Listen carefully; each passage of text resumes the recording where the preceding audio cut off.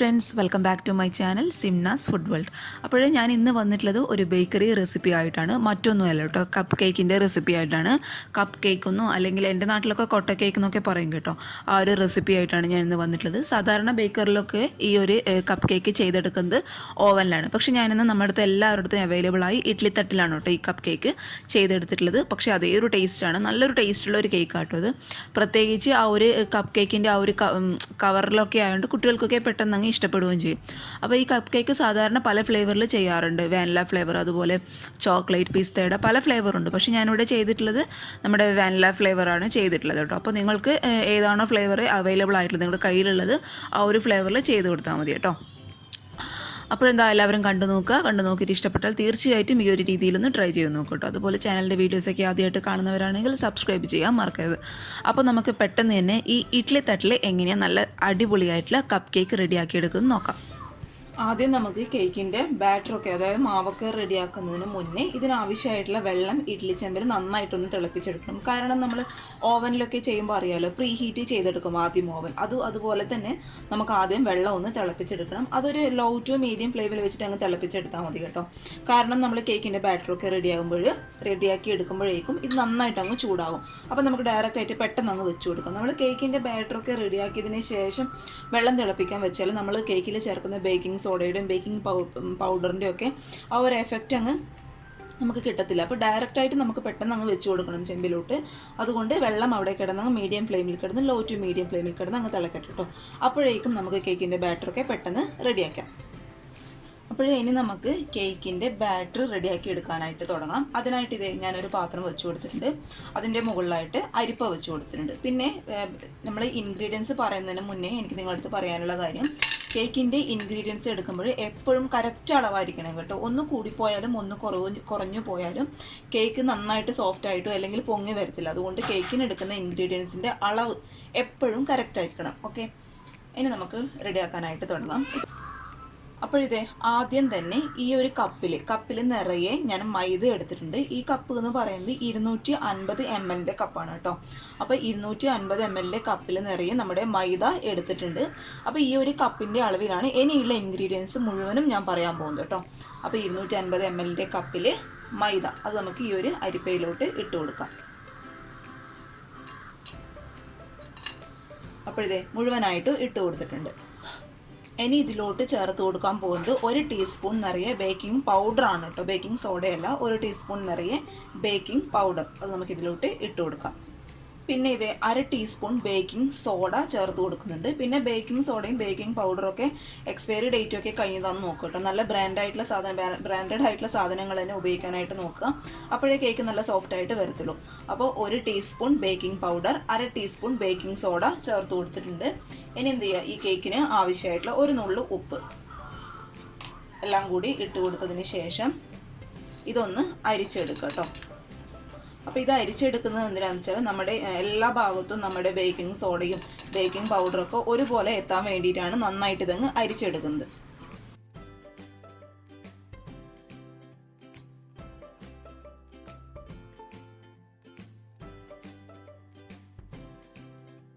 അപ്പോഴിതേ മുഴുവനായിട്ട് ഞാൻ അരിച്ചെടുത്തിട്ടുണ്ട്. കണ്ടോ, മൈദയിലെ ചെറിയ ചെറിയ തരികൾ പോലെയൊക്കെ ഉണ്ടാവും. അതൊക്കെ മാറ്റാൻ വേണ്ടിയിട്ടാണ് നമ്മൾ അരിച്ചെടുക്കുന്നത് കേട്ടോ. പിന്നെ നമ്മൾ ബേക്കിംഗ് സോഡയും ബേക്കിംഗ് പൗഡറും ഉപ്പും ഒക്കെ ഒരുപോലെ എല്ലായിടത്തും എത്താൻ വേണ്ടിയിട്ടും കൂടിയാണ്.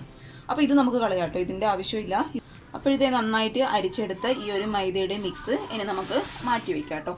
ഇനി മറ്റൊരു പാത്രത്തിൽ ഞാനിപ്പോൾ ഇവിടെ 2 മുട്ട എടുത്തിട്ടുണ്ട്. പിന്നെ പ്രത്യേകം നിങ്ങളടുത്ത് പറയാനുള്ള കാര്യം, കേക്കിന് നമ്മൾ എടുക്കുന്ന എല്ലാ ഇൻഗ്രീഡിയൻസും റൂം ടെമ്പറേച്ചറിൽ ആയിരിക്കണം. ഫ്രിഡ്ജിൽ വെക്കുന്ന ഒരു സാധനങ്ങൾ എടുക്കാൻ പാടില്ല കേട്ടോ. അഥവാ നിങ്ങൾ ഈ മുട്ടയൊക്കെ ഫ്രിഡ്ജിലാണ് സൂക്ഷിച്ച് വെക്കുന്നതെങ്കിൽ കുറച്ച് നേരത്തെ എടുത്ത് പുറത്ത് വെക്കുക കേട്ടോ. ചൂടുണ്ടാവണം മുട്ടയ്ക്ക്, തണുപ്പ് ഒട്ടും പാടില്ല. ഏതൊരു സാധനമായാലും, മുട്ട മാത്രമല്ല കേട്ടോ. തണുപ്പുണ്ടായിക്കഴിഞ്ഞാൽ നമ്മുടെ കേക്ക് നന്നായിട്ട് പൊങ്ങി വരത്തില്ല. അപ്പോൾ ഇത് റൂം ടെമ്പറേച്ചറിൽ 2 മുട്ട എടുത്തിട്ടുണ്ട്. അതിലിത് ഒരു മുട്ട നമുക്കിതിലോട്ട് പൊട്ടിച്ച് വയ്ക്കാം. ഈ ഒരു മുട്ടയുടെ വെള്ളം മാത്രമേ, രണ്ടാമത്തെ മുട്ടയുടെ വെള്ളം മാത്രമായിട്ട് നമുക്ക് ആവശ്യമുള്ളൂ. കാരണം മഞ്ഞയും കൂടി ചേർത്ത് കഴിഞ്ഞാൽ നമ്മുടെ കേക്കിനൊരു വല്ലാത്തൊരു സ്മെല്ലായിരിക്കും മുട്ടയുടെ. അപ്പോൾ വെള്ളം കംപ്ലീറ്റ് ആയിട്ട് ഞാൻ ഇട്ട് കൊടുത്തിട്ടുണ്ട്. ഇനി ഇത് നന്നായിട്ട് ഒരു വിസ്കോ അല്ലെങ്കിൽ സ്പൂണോ വെച്ചിട്ട് നന്നായിട്ട് അങ്ങ് ബീറ്റ് ചെയ്ത് കൊടുക്കുക കേട്ടോ. നന്നായിട്ട് ബീറ്റ് ചെയ്യുക. അപ്പോൾ 2 മുട്ടയിൽ 1 മുട്ട മുഴുവനായിട്ടും 1 മുട്ടയുടെ വെള്ള മാത്രവും. അപ്പോൾ നന്നായിട്ട് ഇതങ്ങ് ബീറ്റ് ചെയ്യുക.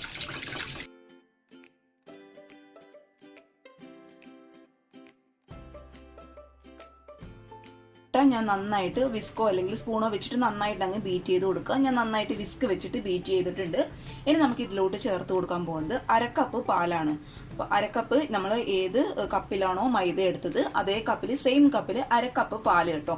അപ്പോൾ പാല് എന്ന് പറയുന്നത് റൂം ടെമ്പറേച്ചറിലുള്ള പാലാണ്. നിങ്ങൾ ഫ്രിഡ്ജിലാണ് പാല് സൂക്ഷിക്കുന്നതെങ്കിൽ അല്ലെങ്കിൽ ഒന്നിക്കിൽ 1 മണിക്കൂർ എടുത്ത് പുറത്ത് വയ്ക്കുക. അല്ലെങ്കിൽ നമ്മൾ കേക്ക് ഉണ്ടാക്കുന്നതിന് കുറച്ച് സമയങ്ങൾക്ക് മുന്നേ നമ്മൾ ഒരു 1/2 കപ്പ് പാല് ഒന്ന് ലൈറ്റായിട്ടൊന്ന് ചൂടാക്കി എടുക്കുക. അതിനുശേഷം ഇതിലോട്ട് ചേർത്ത് കൊടുക്കുക കേട്ടോ.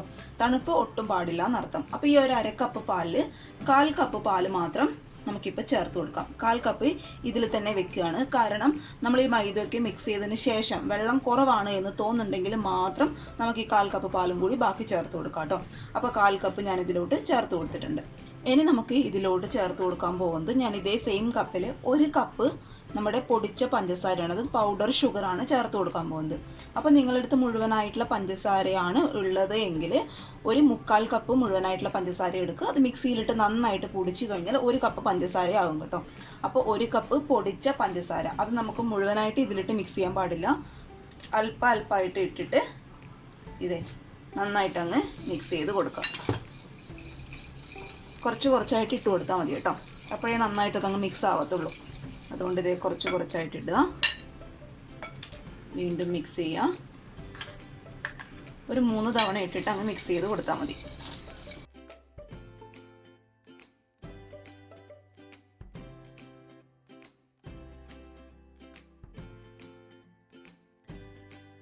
അപ്പോഴിത് നമ്മൾ ഇട്ട് കൊടുത്ത പഞ്ചസാര ഞാൻ നന്നായിട്ട് ഇതിൽ മിക്സ് ചെയ്തിട്ടുണ്ട്. പഞ്ചസാര ഈ ഒരു സമയത്ത് തന്നെ നന്നായിട്ട് മിക്സ് ചെയ്യണം കേട്ടോ, പിന്നെ മിക്സ് ആവത്തില്ല, അതുകൊണ്ടാണ് പറയുന്നത്. അപ്പോൾ നന്നായിട്ട് മിക്സ് ചെയ്ത് വെച്ചിട്ടുണ്ട്.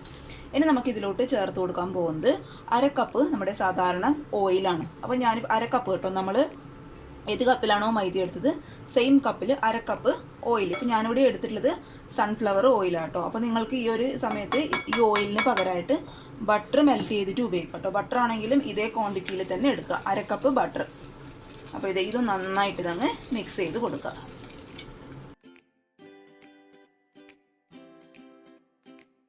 അപ്പോൾ ഓയിൽ മിക്സ് ചെയ്തതിന് ശേഷം ഇനി ഇതിലോട്ട് നമുക്ക് ചേർത്ത് കൊടുക്കാൻ പോകുന്നത് ഇവിടെ വാനില എസൻസ് ആണ്. വാനില എസൻസ് ഇതിലോട്ട് ചേർത്ത് കൊടുക്കുന്നത് നമ്മുടെ മുട്ടയുടെ ആ ഒരു മഞ്ഞയുടെ ഫ്ലേവറൊക്കെ ഒന്ന് ബാലൻസ് ചെയ്ത് നിൽക്കാൻ വേണ്ടിയിട്ടാണ് വാനില എസൻസ് ചേർത്ത് കൊടുക്കുന്നത്.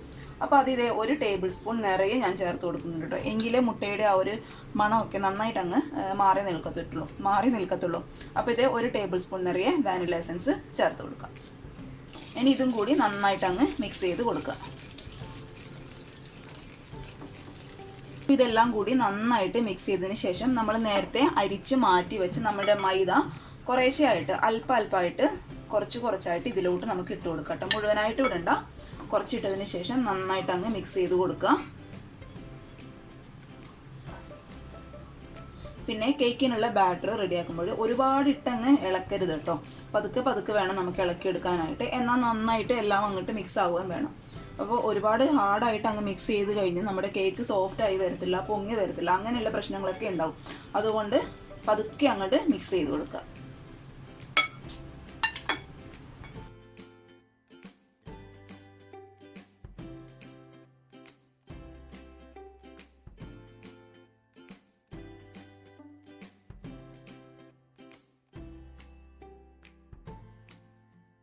അപ്പോഴത് ഇതെല്ലാം കൂടി ഞാൻ നന്നായിട്ട് മിക്സ് ചെയ്ത് വെച്ചിട്ടുണ്ട്. ഈ ഒരു കൺസിസ്റ്റൻസി ആണ് കേട്ടോ ബാറ്റർ എന്ന് പറയുന്നത്. ഒരുപാട് ലൂസ് ആവാൻ പാടില്ല, കട്ടിയിലാണ് കേക്കിൻ്റെ ബാറ്റർ വേണ്ടത്. അപ്പം നമ്മൾ നേരത്തെ ചേർത്ത 1/4 കപ്പ് പാല് മാത്രമേ നമുക്ക് ആവശ്യമുള്ളൂ, വീണ്ടും ചേർത്ത് കൊടുക്കേണ്ട ആവശ്യമില്ല. പിന്നെ 1/2 കപ്പ് പാല് ചേർക്കുകയാണെങ്കിൽ നമ്മുടെ കേക്കിൻ്റെ ബാറ്റർ നന്നായിട്ട് അങ്ങ് ലൂസായി പോകും. അതുകൊണ്ട് ഈ ഒരു രീതിയിലാണ് ഇതിൻ്റെ കേക്കിൻ്റെ മാവ് വേണ്ടത് കേട്ടോ. ഇനി നമുക്ക് എന്ത് ചെയ്യാം, ഇത് ഇഡ്ഡലി തട്ടിലോട്ട് മാറ്റി കൊടുക്കാം.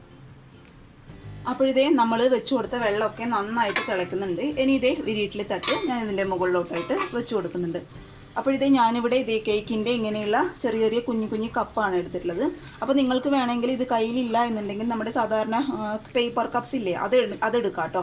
അപ്പോൾ ഞാനിത് 2 എണ്ണമായിട്ട് ഇതിൻ്റെ മുകളിലോട്ട് ഓരോന്നിൻ്റെ തട്ടിലോട്ട് വെച്ച് കൊടുക്കാൻ പോവുകയാണ്. രണ്ടെണ്ണമായിട്ട് നമുക്ക് വെച്ച് കൊടുക്കുന്നത്. കുറച്ച് കട്ടിയിലിരിക്കും, അതുകൊണ്ടാണ് കേട്ടോ രണ്ടെണ്ണം വെച്ച് കൊടുക്കുന്നത്. ഇപ്പോൾ പേപ്പർ കപ്പൊക്കെ ആണെങ്കിൽ ഒരെണ്ണം വെച്ചാൽ മതി കേട്ടോ. അപ്പോൾ ഇതേ രണ്ടെണ്ണം വെച്ച് കൊടുത്തിട്ടുണ്ട്. ഇനി നമുക്ക് ഓരോന്നിലും മാവ് നിറച്ച് കൊടുക്കാം കേട്ടോ. ഒരു 1/4 ഭാഗം നിറച്ചാൽ മതി, കാരണം ഇത് പൊങ്ങി വരുമ്പോഴും ഇങ്ങനെ പുറത്തായി പോകും. അതുകൊണ്ട് ഒരു 1/4 ഭാഗം മതി കേട്ടോ.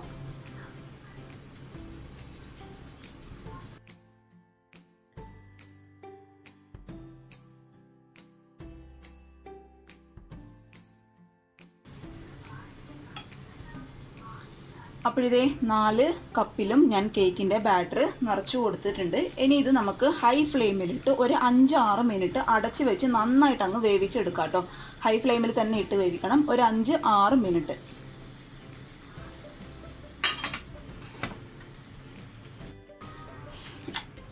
അപ്പോഴിതേ നമ്മൾ കേക്ക് വെച്ചിട്ട് കറക്റ്റ് 5 മിനിറ്റ് ആയിട്ടുണ്ട്. ഞാൻ സ്റ്റവ് ഓഫ് ചെയ്തു കേട്ടോ. ഇനി നമുക്ക് തുറന്ന് നോക്കാം. ഇതേ നമ്മുടെ പെർഫെക്റ്റ് ആയിട്ടുള്ള കേക്ക് റെഡി ആയിട്ടുണ്ട്. നല്ല അടിപൊളിയായിട്ട് നന്നായിട്ട് പൊങ്ങി വന്നിട്ടുണ്ട് കേട്ടോ. ഇത് ഇപ്പം ഇതിൽ നിന്ന് മാറ്റിയെടുത്താൽ ആകെ മൊത്തം കൊളാവും. അതായത് ഈ പേപ്പറിൽ നിന്ന് ഇപ്പം കേക്ക് മാറ്റിയെടുക്കുക കേട്ടോ. നന്നായിട്ട് ചൂടാറിയതിന് ശേഷം മാത്രമേ നമുക്ക് മാറ്റിയെടുക്കാനാ പറ്റത്തുള്ളൂ. എല്ലാ എങ്കിൽ അത് പേപ്പർ തന്നെ പറ്റി പിടിച്ചിരിക്കും. അതുകൊണ്ട് നമുക്ക് ഈ തട്ട് ഇതിൽ നിന്ന് മാറ്റി കൊടുക്കാം. അപ്പോൾ ആദ്യത്തെ തട്ട് ഞാൻ മാറ്റി കൊടുത്തിട്ടുണ്ട്. ഇനി നമുക്ക് അടുത്ത ബാച്ച് പെട്ടെന്ന് തന്നെ റെഡിയാക്കാം കേട്ടോ. കാരണം കേക്കിൻ്റെ ബാറ്ററൊന്നും ഒരുപാട് സമയം അങ്ങനെ വെച്ചിരിക്കാനായിട്ട് പാടത്തില്ല. അതുകൊണ്ട് ഇതാ അടുത്ത ബാറ്റർ നമുക്കിതിലോട്ട് ഒഴിച്ചു കൊടുക്കാം.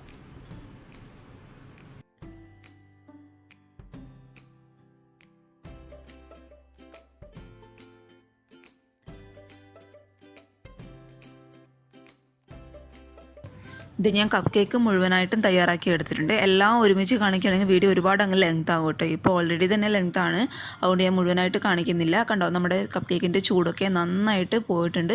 ചൂട് പോയതിന് ശേഷം മാത്രം ഈ ഒരു പേപ്പറിൽ നിന്ന് മാറ്റാനായിട്ട് നോക്കൂ കേട്ടോ.